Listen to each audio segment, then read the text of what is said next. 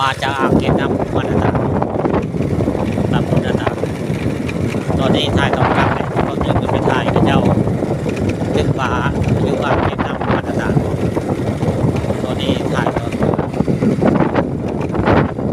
นักให้แล้วเรื่องอ่างเก็บน้ำมันต่างนี่คือเส้นทางไปอ่างเก็บน้ำมันต่างครับมองนี่เป็นส่วนอย่างเจ้าเลย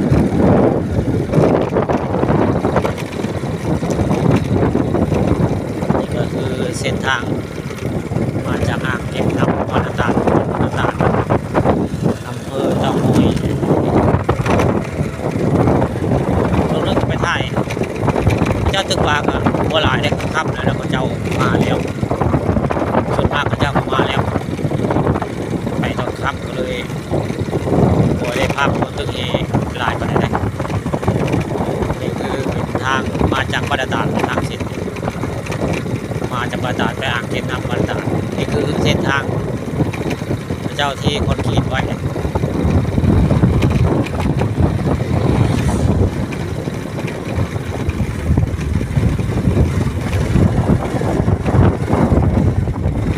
บันข้ามส้มนี่พามาเส้นทางระหว่างบรรดาไปอ่างเก็บน้ำบรรดาเนี่ยถ่ายตอนมาเนี่ยตอนไปไม่ถ่ายตอนมา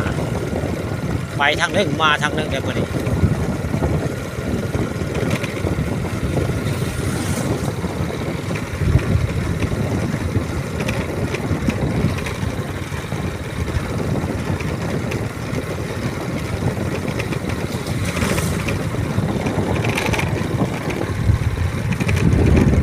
เจ้าก็ลังมาตึกเอที่จะรุ่งอยู่อ่างเก็บน้ำนาตาลเนี่ยเนื่องจากน้ำมันแห้งเจ้าก็ลังไปถึงตอนแรงตึกจะรุ่งอยู่บริเวณอ่างเก็บน้ำนาตาล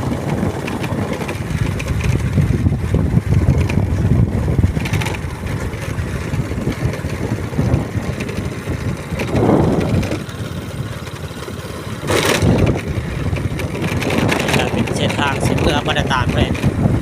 มาจากอ่างเป็นน้ำบรรดาเจ้าก็เทคนกินจริงๆก็จะได้ทางไปอ่างเป็นน้ำ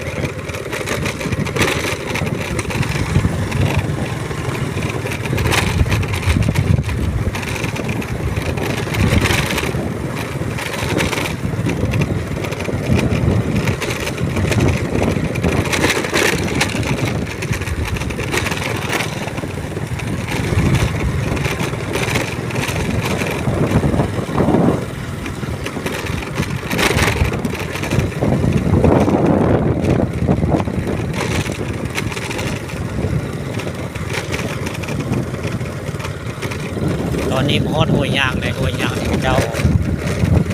ขาปลาเด็กหัวยางนักบรรดาเลย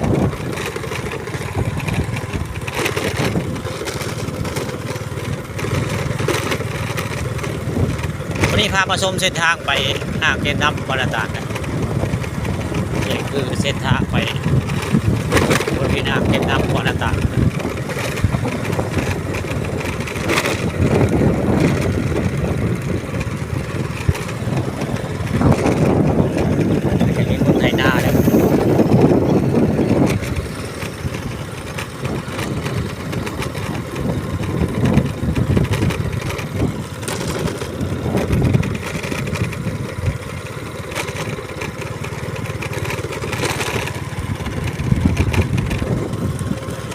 จะดูดน้ำเองได้ห่วยยังไงห่วยมาตาห่วยยาก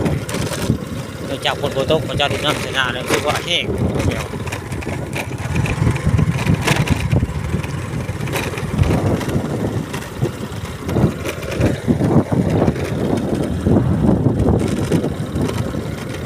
นี่คือเป็นบ้านโนนเจริญนะนี่คือบ้านโนนเจริญแล้ว